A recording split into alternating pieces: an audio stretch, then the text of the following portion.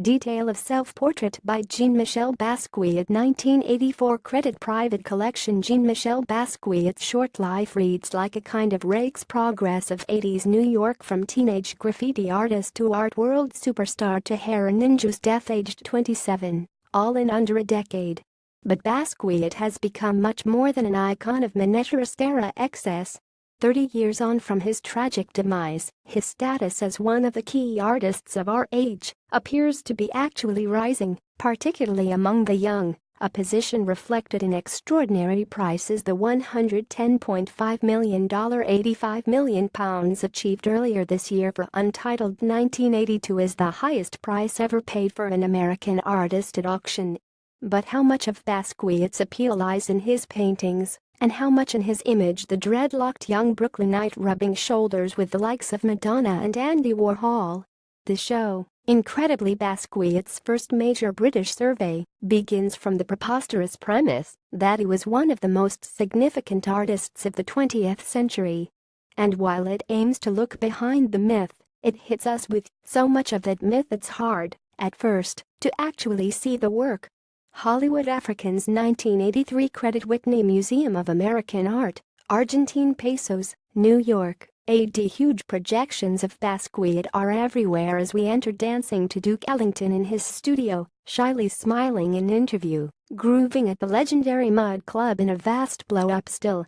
The first half of the show, indeed, feels like a handsomely staged portrait of late 70s early 80s New York in which Basquiat plays the starring role.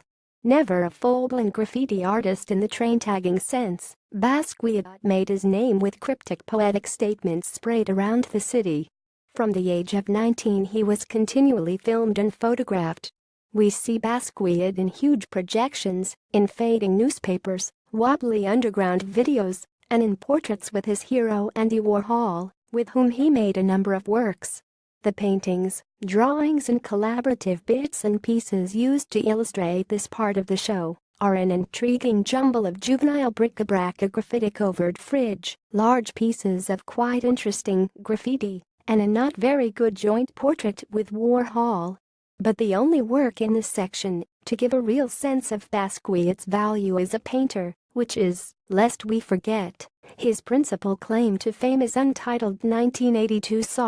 Many works here have that title, a marvelously vigorous image of a boxer with a gas mask for a head, or is it a skull with a halo that looks scrawled but positively bursts with tension and energy?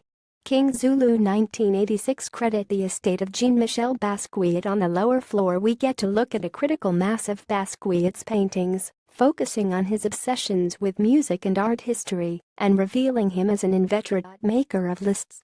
The raw cool of Self-Portrait, 1981, comprising his dreadlocked silhouette plus the scribbled track listing from a Thelonious Monk album, has an effortless cool that immediately explains Basquiat's appeal to the young. As he began cannibalizing the art books littered around his studio, from Gray's Anatomy to Leonardo, his paintings became surrogate pinboards, photocopies of his own drawings merged with lists of whatever was running through his head.